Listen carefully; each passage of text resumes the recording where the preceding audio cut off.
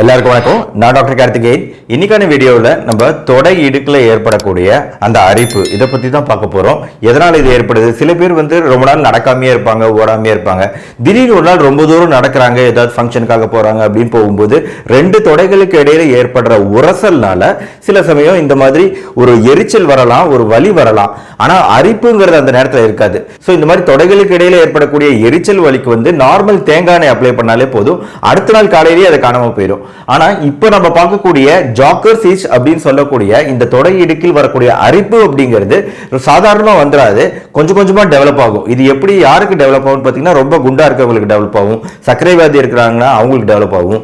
முக்கியமா பசங்கள்ல adolescent period, சின்ன பசங்கள்ல 13 வயசுல இருந்து 25 வயசுக்குள்ள இருக்கக்கூடிய பசங்களுக்குலாம் இந்த தொந்தரவு ரொம்பவே ஜாஸ்தி. அதே சமயம் பெண்கள்லயுமே சர்க்கரை வியாதி, ரொம்ப குண்டா இருக்கிறவங்களுக்கு இந்த பிரச்சனை வரும். இதுக்கான காரணம் என்னன்னு பார்த்தோம்னா, இதுதான் மெயின் காரணம். இதுக்கான காரணம் ஃபங்கஸ், ஒரு விதமான பூஞ்சை தொற்று. அந்த பூஞ்சை தொற்று தான் ஆங்கிலத்தில் டீனியா க்ரூரிஸ் சொல்லுவோம். இந்த பூஞ்சை தொற்றுனால தான் இந்த பிரச்சனை ஏற்படுது. சோ ஆரம்பத்தில் சின்னதா சிகப்பா ஒரு அரிப்போட ஸ்டார்ட் ஆகிற ஒரு பிரச்சனை கொஞ்சம் கொஞ்சமா அது பெருசாகிட்டே போகும். தொடை இடுக்குல எல்லாம் வர ஆரம்பிச்சு பின்னாடி பட்டக்ஸ் வரைக்குமே பரவும். பொதுவா ஸ்க்ரோட்டம் பாதிக்கப்படாது, பட் தொடை பட்டக்ஸ் பின்னாடி எல்லாமே பாதிக்கப்படும். சோ இந்த பூஞ்சை நார்மலாவே நம்ம உடம்போட மேற்புறத்துல இருக்கக்கூடிய ஒரு ஃபங்கஸ் தான். ஏதோ ஒரு சின்ன கேப் கிடைச்ச போதும் ஈஸியா வளரக்கூடிய ஃபங்கஸ் பூஞ்சை இந்த டீனியா. சோ எப்படி இது வளருது அப்படின்னு கேட்டீங்கன்னா, நம்ம தொடை இடுக்கு பகுதி அப்படிங்கிறது நல்ல வாமான, கொஞ்சம் வெப்பம் அதிகமான ஒரு பகுதி.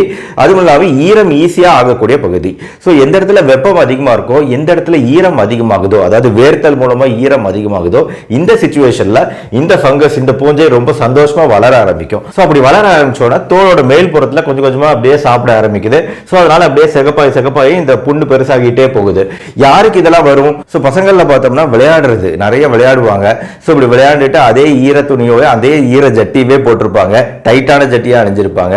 அதை திருப்பியும் யூஸ் பண்ணுவாங்க, துவைக்காமையே யூஸ் பண்ணக்கூடிய வாய்ப்புகள் ரொம்பவே ஜாஸ்தி பசங்க மத்தியில. அதுவும் 2-3 பசங்களா சேர்ந்து இருந்தாங்கன்னா இந்த ஷேரிங் ஹேபிட்ங்கிறது ரொம்ப ஜாஸ்தி. டவல்ல இருந்து பனியன்ல இருந்து எல்லாத்தையும் ஷேர் பண்ணுவாங்க. ஒருத்தருக்கு ஒருத்தர் ஷேர் பண்றது நல்ல விஷயம் தான். அதே சமயம் இந்த ஃபங்கஸ் பூஞ்சைக்கு இது ரொம்ப நல்ல விஷயம். ஏன்னா அதுவும் ரொம்ப சந்தோஷமா தேங்க்யூ சோ மச்னு வளர ஆரம்பிச்சிடும். அதனால ஒருத்தருக்கு ஒருத்தர் ஷேர் பண்ணவே கூடாது.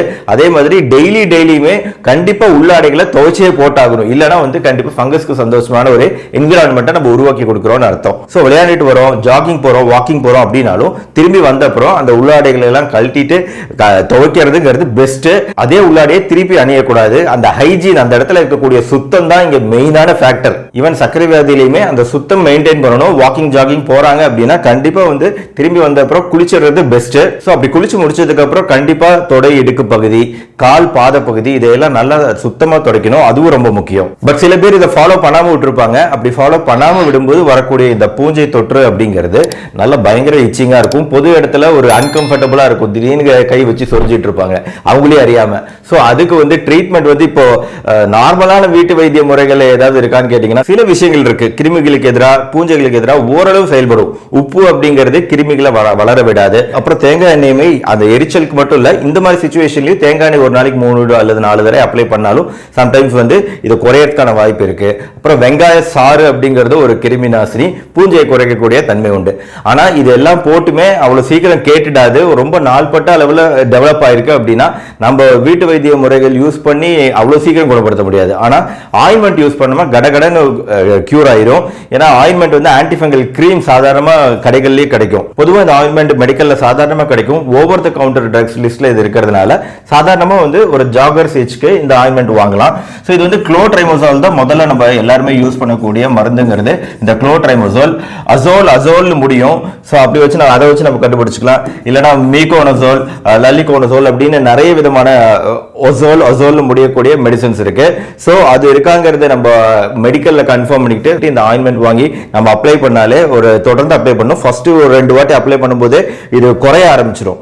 ஆனா உடனே அதை நிறுத்திடக்கூடாது, திருப்பி வந்துடும். அதனால அதை நம்ம ஸ்டார்ட் பண்ணிட்டோம்னா ஒரு 5-6 நாளாவது டெய்லி காலையில நைட்டும் போடுறது அப்படிங்கறத கண்டிப்பா ஃபாலோ பண்ணணும். அது மட்டும் இல்லாம இது வராம தடுக்கிறத, இது குணமான அப்புறம் ஃபாலோ பண்ணணும். அந்த இடத்த ட்ரையா வச்சுக்கிறது, ஈரம் இல்லாம பாத்துக்கிறது, எக்ஸசைஸ் பண்ண அப்புறம் குளிக்கிறது போன்ற பிரிவென்டிவ் மெஷர்ஸ் தவற விடக்கூடாது. அதே மாதிரி உடல் எடை அதிகமா இருந்தா அதை குறைக்கிறதுல கவனத்தை செலுத்தணும். டயபெட்டிஸ், சர்க்கரை வியாதி இருந்துச்சுன்னா சர்க்கரை அளவுகள் கண்ட்ரோல்ல வைக்கிறதுலயும் நம்ம ரொம்ப கவனத்தை செலுத்த வேண்டியிருக்கும். சோ இந்த ஃபங்கல் பிரச்சனை இருக்குன்னா தயவு செஞ்சு ஒருத்தருக்கு ஒருத்தர் திங்ஸை ஷேர் பண்ணவே கூடாது. வரக்கூடாது. அது ரொம்ப ரொம்ப முக்கியம். அது சாதாரண டவலா இருந்தாலும் சரி, துணிகளா இருந்தாலும் சரி, கர்ச்சீஃபா இருந்தாலும் சரி, அவங்க யூஸ் பண்ணக்கூடிய பேனா பென்சில் ரப்பரா இருந்தா கூட அதை நம்ம ஷேர் பண்ணக்கூடாது. ஏன்னா அவங்க பிச்சுக்கிறதுனால அரிக்கிறதுனால தேய்ச்சிருக்கலாம், அப்படியே பேனாவை தொடலாம், அதே பேனாவை நீங்க தொடலாம், அந்த ஃபங்கஸ் உங்களுக்கு வரலாம் அப்படிங்கறத ஞாபகம் வச்சுக்கோங்க. அதனால வந்து ஷேரிங் இஸ் ப்ரோஹிபிட்டட். சோப்பு சீப்பு எதையுமே ஷேர் பண்ணக்கூடாது, ஞாபகம் வச்சுக்கோங்க.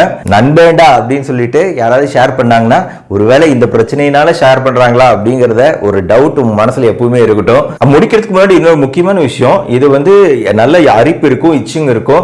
பிளஸ் இந்த புண்ணு எப்படி வரும்னா நம்மளுக்கு இந்த ஓரத்துலலாம் தடிமனா இருக்கும். இந்த ஓரமா இருக்க தொட்டு பார்த்தீங்கன்னா அந்த இடம் லைட்டா தடிச்சிருக்கும். ஆனா சென்டர்ல வந்து ஒரு ரெட்டோ பிரவுனோ அந்த நிறம் மாறி இருக்கும். இதுதான் பொதுவா பூஞ்சை தொற்று ஏற்படும் போது வரக்கூடிய ஸ்கின் ப்ராப்ளம்.